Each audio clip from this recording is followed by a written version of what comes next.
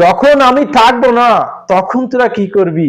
এই গানের দুইটা লাইন আজকের মাহমুদুল্লাহর ম্যাচ দেখার পরে খুব বেশি মনে পড়তেছিল। কারণ কি জানেন, এই মাহমুদুল্লাহ রিয়াদ, এই সেই মাহমুদুল্লাহ রিয়াদ যে বাংলাদেশের প্রতিটা ম্যাচেই বিপদের কাণ্ডারি হয়ে দাঁড়ায়।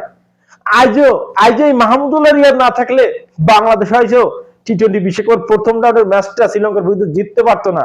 আর আজকে যদি আমরা শ্রীলঙ্কার বিরুদ্ধে না জিততে পারতাম, তাহলে আমাদের বাড়ি যাওয়ার পথটা প্রায় ক্লিয়ার হয়ে যেত।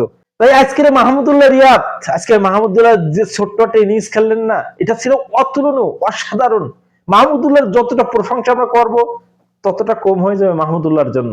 মাহমুদুল্লাহ এমনই একজন প্লেয়ার যে অজরে সোয়া ম্যাচ বাংলাদেশকে জিতিয়েছে, কিন্তু কোনো সময় ওইভাবে সে আলোচনায় আসে না। কারণ সে সেলিব্রেটটা ওইভাবে করতে জানে না। মাহমুদুল্লাহ রিয়াদ সে নীরবে শুধু নিজেকে বিসর্জন দিয়েই গেছে জাতীয় দলের জন্য। কিন্তু তার প্রতিদানে বিসিবি তাকে কি দিয়েছে অবহেলা, লাঞ্ছনা, তাই ছাড়া কিছুই তাকে দেয়নি। একটা সময় এই মাহমুদুল্লাহ রিয়াদকে কত অবহেলা, লাঞ্ছনা দিয়ে দল থেকে বের করে দেওয়া হয়েছিল। কিন্তু মাহমুদুল্লাহ জানতো কিভাবে ফিরে আসতে হয়।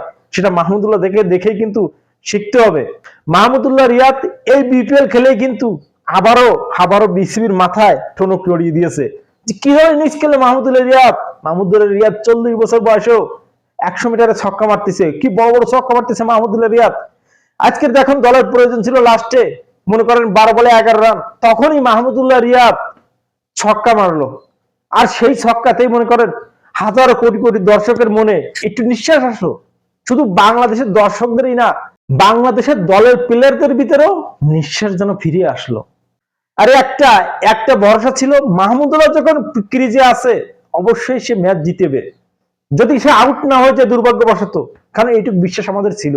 সাকিব যখন বাংলাদেশকে মনে করেন মাঝপথে ঠেলেতে চলে গেছে, তখন সেই বুড়ো মাহমুদুল্লাহ বাংলাদেশকে জিতিয়ে মাঠ ছাড়ছে।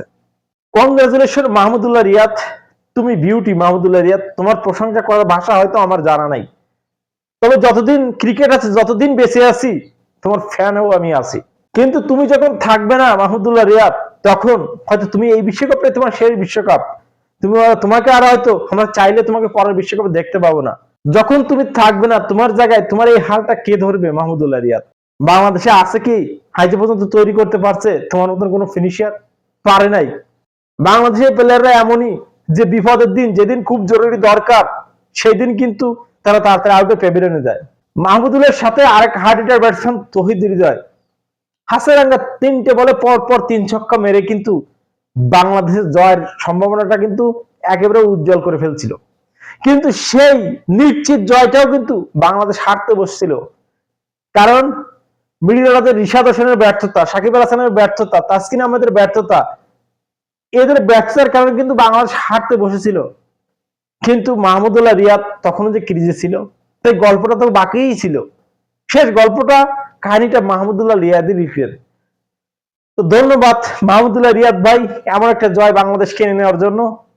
লাভ you brother, all time. All my viewers, thanks for watching my video. ধন্যবাদ, সবাই ভালো থাকবেন। Love you.